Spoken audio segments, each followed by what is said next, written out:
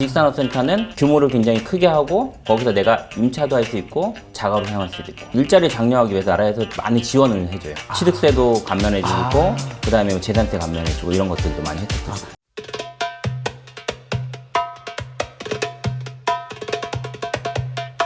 네, 안녕하세요. 복덕방 기자들입니다. 네, 오늘은 지식산업센터 투자에 관해서 여쭤보려고 전문가분을 모셨는데요. 무조건 성공하는 지식산업센터 투자의 저자 전희영 대표님 모시고 이야기 나눠보겠습니다. 안녕하세요, 대표님. 안녕하세요. 네.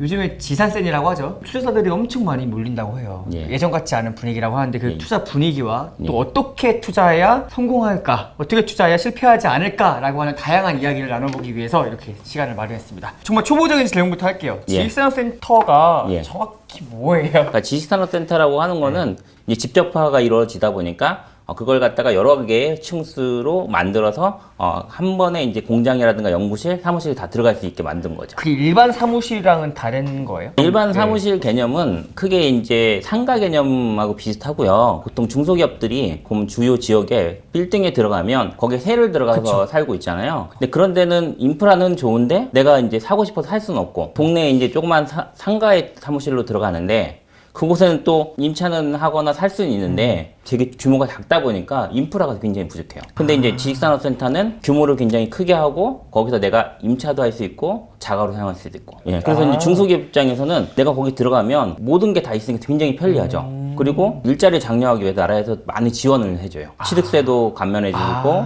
그 다음에 재산세 감면해주고 이런 것들도 많이 혜택도 주고. 그러니까 제가 직접 사무실을 운영하지 않아도 사업자가 아니더라도 분양을 받을 수 있는 상품인 거예요? 어차피 분양을 하는 거는 내가 지금은 사업을 안 해더라도 앞으로 사업을 할 수가 있잖아요. 그러면 이제 그런 사업을 하겠다고 해서 분양을 받을 수가 있죠. 이게 지식산업센터를 투자하시려는 분들은 아까 말씀하신 대로 얘가 임대가 가능한 지역인지 아닌지 그거를 따져보고 접근하는 게 중요하겠네요. 그렇죠. 투자자들이 몰린다는 얘기를 제가 막 많이 들었어요. 시장에서도 많이 들었는데 요즘에 왜 이게 핫 이슈가 된 건지도. 그러니까 이제 어떻게 보면 과거에 주택 투자를 많이 했잖아요. 근데 주택 같은 경우는 규제가 굉장히 심해서 세금이 많다 보니까 이거 살 때 내가 사서 남는 게 없다라는 인식이 있는데 지식산업센터는 세금적인 측면에서 굉장히 심플해요. 뭐냐면 사면 상업용 부동산이기 때문에 취득세가 4.6%고요. 근데 이제 뭐 주택 같은 경우는 내가 두 채, 세 채를 하면 취득세가 8%, 12% 늘어나고 그 다음에 나중에 양도세도 지금은 뭐 중과세 20%, 30% 추가되잖아요. 근데 지식산업센터는 그런 게 없이 그냥 내가 가지고 있다가 2년만 지나도 팔면 그냥 일반세율로 그냥 되는 거죠. 또 한 가지가 또 임대 수익이 굉장히 좋아요. 우리가 이제 상가 같은 경우는 요즘 코로나 때문에 힘든데 지식산업센터는 그래도 이제 사무실 수요이기 때문에 굉장히 수요가 많고 그러니까 이제 가지고 있는 동안 월세를 좀 충분히 받을 수 있고 그리고 나중에 내가 팔 때는 또 양도 차익까지 얻을 수 있으니까 어떻게 보면 주택하고 상가의 장점을 다 가지고 있는 투자 상품이라고 할 수 있죠. 양도 차익이라고 하시면 좀 독자분들은 모르실 것 같은데 실제로 좀 한 사례 같은 걸 말해주실 수 있을까요? 요즘 이제 서울이 지식산업센터가 굉장히 핫하거든요. 뜨거운데 문정동 같은 경우 분양가가 원래는 뭐 1,000만 원 전후였거든요. 평당가. 네, 평당가 기준으로 이렇게 분양 면적 평당가로 2014년 15년만 해도 처음에 들어갈 땐 그 정도였는데 요즘은 호가가 거의 3천만 원까지 올라가고 있어요. 벌써 한 5년 만에 3배가 뛴 거네요. 그렇죠. 그러니까 이제 그런 것 같아요. 강남에서 아파트가 막 2배, 3배 오르는 것처럼 이 지식산업센터도 거의 비슷하게 올라가고 있고요. 그리고 이제 또 한 가지가 우리가 그 주택은 대출 규제가 많잖아요. 근데 이 지식산업센터는 기업들이 들어가는 곳이기 때문에 금리도 낮고 대출도 굉장히 잘해줘. 내가 직접 기업이 아니더라도 임대를 놓으려는 목적으로 분양을 받더라도 그것도 대출이 잘 나오나요? 그렇죠. 그 보통 한 70에서 80% 정도가 나와요. 그럼 내 자본금 30%만 있으면 투자할 수 있는 상품인 거네요.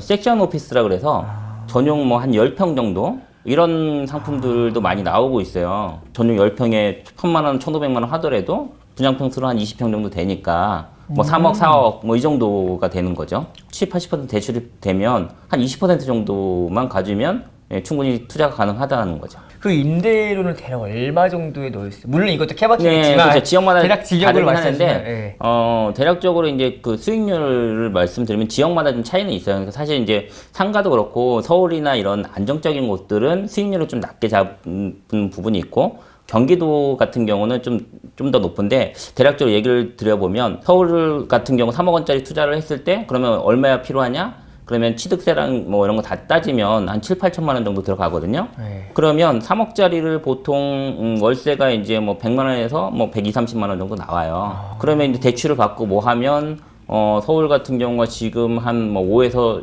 한 10% 사이? 그다음에 이제 경기도권은 대출을 잘 받으면 거의 10에서 15, 6%까지 나오니까 수익률이 괜찮은 거죠. 저는 사실 그런 생각이 있었어요. 이게 요즘 재택근무도 많이 하는데 예. 상가 부동산 물론 지금은 되겠지만 예. 장기적으로 봤을 때는 조금 위험한 거 아닌가라고 하는 생각. 코로나 때문에 요즘 진짜 상가는 굉장히 타격을 많이 받고 있어요. 네. 이런 것 같아요.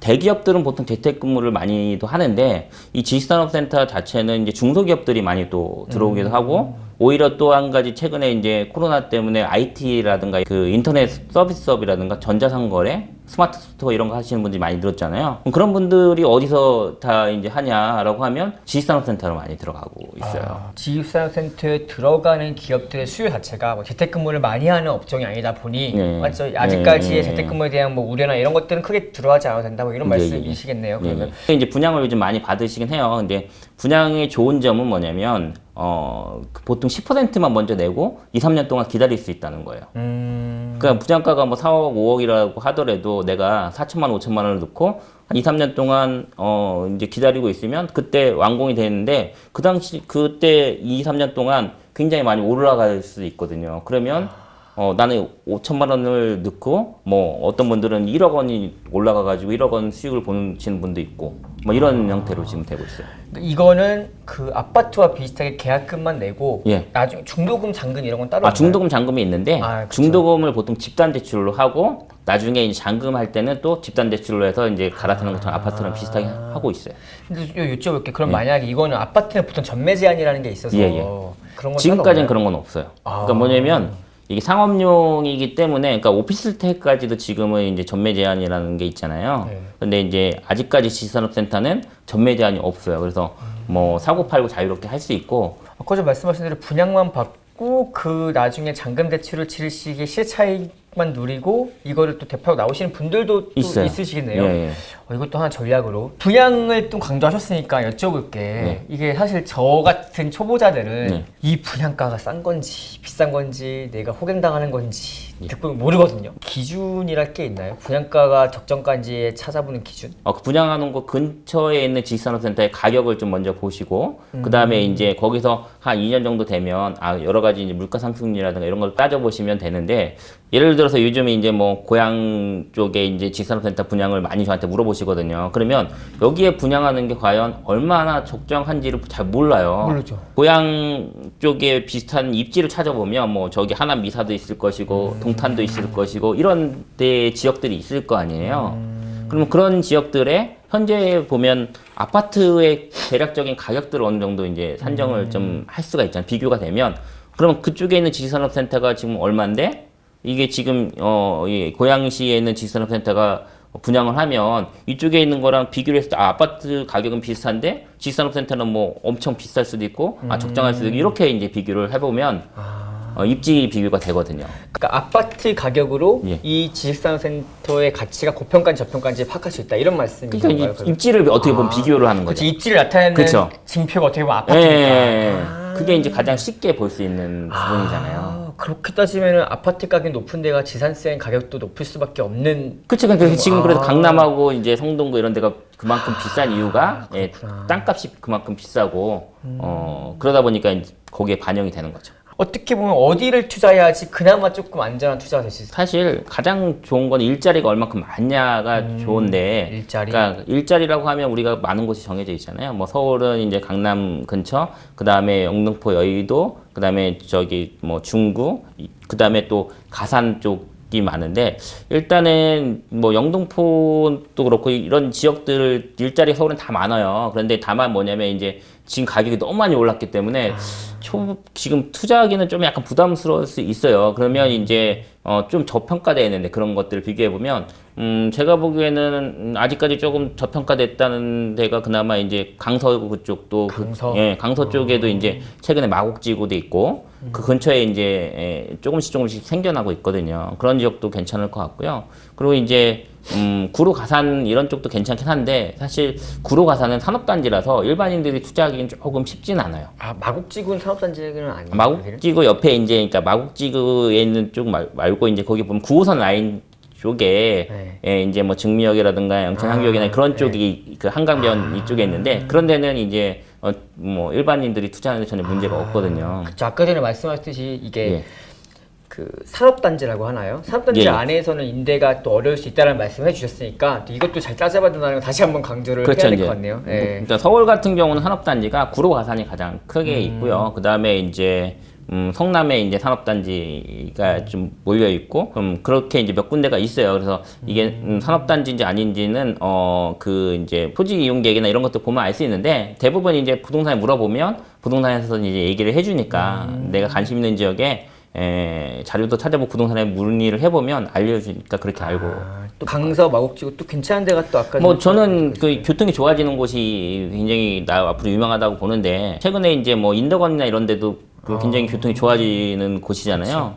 그리고 이제 뭐 동탄도 지금은 사실 공급이 너무 많아서 힘들지만 동탄도 어차피 나중에 GTX라든가 뭐 분당선 연장이라든가 이런 그 교통 호재들이 많기 때문에 그런 곳들 또 앞으로 호재들이 많은 곳이 아무래도 굉장히 좋지 않을까라는 생각을 하고 있어요.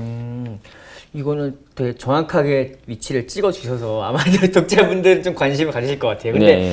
그래도 또 반대로 이런 데는 조금 피해라. 뭐 지역을 말씀하시는 게 부담스러우실 수 있지만 그래도 이런 특징을 가진 지산세는 피해라라고 하시는 또 반대 포인트가 있어요. 저는 이제 이런 얘기를 많이 들어요. 그러니까 요즘은 지방에도 지식산업센터를 분양도 좀씩 하고 있거든요. 그러면 기본적으로 그러니까 이제 그 제조업보다는 요즘은 사무실, 연구실 수요가 많은 쪽, 그게 이제 대부분이 서울은 이제 웬만한 곳들이 그런 곳들이 다 영향을 미치고요. 그리고 이제 뭐 경부 라인 쪽으로 해서 동탄 위쪽으로만 좀 봤으면 좋겠다는 생각을 가지고 있어요. 예, 동탄 밑에 쪽은 아무래도 일반적으로 수요가 그렇게 많지 않기 때문에 그런 쪽 위주로 보고 그 다음에 이제 그 앞으로 그러니까 대기업이라든가 일자리들이 많이 만들어지는 곳들 있잖아요. 그다음에 주택 수요도 많은 그런 곳들이 이제 앞으로 유명한 지역이다라고. 동탄 위쪽 위주로 보고 동탄 밑에 쪽을 조금 조심해라 이렇게 정리를 할 수 있겠네요. 예, 그렇죠. 그러니까 전반적으로 저희가 지산세에 대한 이야기 나눠봤는데 이제는 마지막 총 정리 차원에서 지산세의 장점들 또 몇 가지만 더 정리를 해주실래요? 첫 번째로는 이제 대출이 이제 굉장히 자유롭다라고 하는 거고 기존에 이제 모르겠어요. 이번에 이제 7월 달부터 DSR 규제가 생긴다고는 하는데 사실 지식산업센터는 기업들이 많이 들어가는 곳이라 이 DSR 규제가 생기면 굉장히 힘들어지기 때문에 이 기업 일자리 늘리는 차원에서 요거는 아마 배제가 되지 않을까라는 생각을 하고 있어요. 그래서 이제 대출이 이제 잘 나오다 보니까 투자하기가 큰 돈을 안 들이고도 할 수 있다라고 하는 부분하고 그다음에 이제 주택에 보면은 내가 주택을 몇 채를 가지고 있으면 종부세 부담하고 양도세 이런 것들이 있는데 사실 지식산업센터는 종부세 이런 것들이 없어요. 그러니까 그 하나에 대해서 재산세만 나오고 나머지는 그냥 뭐 가지고 있다가 내가 팔면 양도세 이렇게 나오니까 그러니까 세금에 대해서 이제 굉장히 심플하죠. 그리고 지익률이 아까 말씀드렸지만 상가는 가지고 있으면 요즘 굉장히 불안해요. 왜? 맨날 공실 생기고 비대면이다 보니까 그런 게 있는데 이 지산업은 그런 게 덜하다는 거죠. 그러니까 어떻게 보면 상대적으로 좀 안전하다라는 생각을 좀 가지고 있고요. 다만 이제 그 조심해야 될 부분도 있어요. 뭐냐면 이게 분양을 하면 최근에 너무 많이 분양을 하는 경향이 있거든요. 2014년 5년만 해도 한 1년에 30건, 60건밖에 분양을 안 했는데 지금은 보면 작년까지 140건까지 올라갔거든요. 그러니까 몇 배가 이제 늘어난 거죠. 그쵸.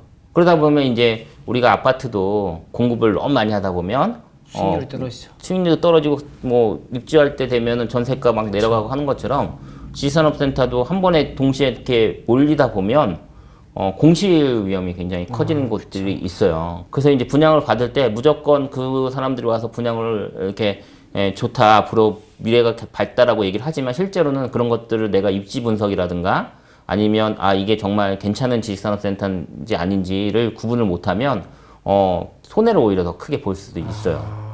구분할 수 있는 기준들은 몇 가지의 기준에 맞춰가지고 또 판단하고 또 모를 시에는 전문가 상담 받는 것도 필요한 부분들이 그렇죠. 근데 있네요. 가장 네. 중요한 거는 이제 어떻게 보면 교통이 굉장히 중요해요. 예, 교통이 굉장히 중요해요. 교통이라고 하면 지하철역과의 거리도 되고 아니면 대중교통으로 얼마나 이용이 편리하냐. 이거는 제가 또 한번 갑자기 문득 예, 들어 예. 궁금한 건데 이 지산센도 입지 말고 지산센의 뭐 호실 개수나 이런 것에 따라서 뭔가 좀 다른가요? 그렇죠. 그러니까 이렇게 뭐가 중요해요? 그것도 한번 말씀해 그러니까 가장 주세요. 중요한 게 뭐냐면 첫 번째는 입지적으로 위치가 얼마나 좋으냐. 네.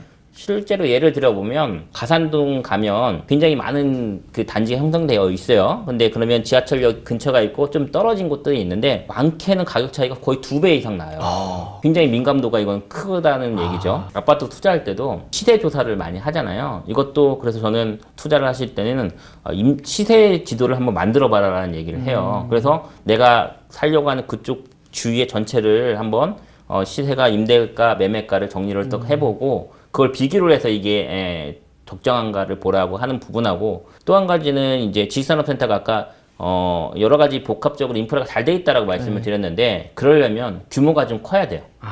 예, 규모가 크려면 연면적이 좀 큰 데가 좋죠 아무래도. 예, 그래서 연면적을 보통 뭐 서울 같은 데는 뭐 크지 않지만 뭐 2만 평, 3만 평 이렇게도 하고 경기도는 최근에 막 8만 평까지도 막 늘어나고 있거든요. 그 최소 얼마 정도 이상이 안전하다라고 하시는 기준이 있으세요? 저는 이제 기본적으로 서울은 워낙에 부지 자체가 작기 때문에 뭐 10,000평짜리, 15,000평짜리도 역세권 근처면 나쁘지 않다라고 보는데 이 경기도권에서는 기본적으로 최소한 뭐 2만 평 이상 정도 연면적이 되는 데를 선택하는 게 좋지 않을까라는 생각은 하고 있어요. 이렇게 또 오늘 시간을 내주셔서 예, 예. 또 지식산업센터의 ABC를 다 알려주신 것 같아요. 네, 그래서 예. 또 추가적으로 궁금한 부분이 있으면 또 직접 내신 무조건 성공하는 지식산업센터 투자 책을 읽으시면 조금 더 네. 도움이 되실 것 같고요. 또 저희도 앞으로 지식산업센터 시장이 어떻게 흘러가는지에 대해서 꾸준히 취재를 해서 네. 또 독자분들, 시청자분들에게 많은 정보 알려드리도록 하겠습니다. 이렇게 귀한 시간 내주셔서 정말 감사합니다, 대표님. 네, 감사합니다. 감사합니다.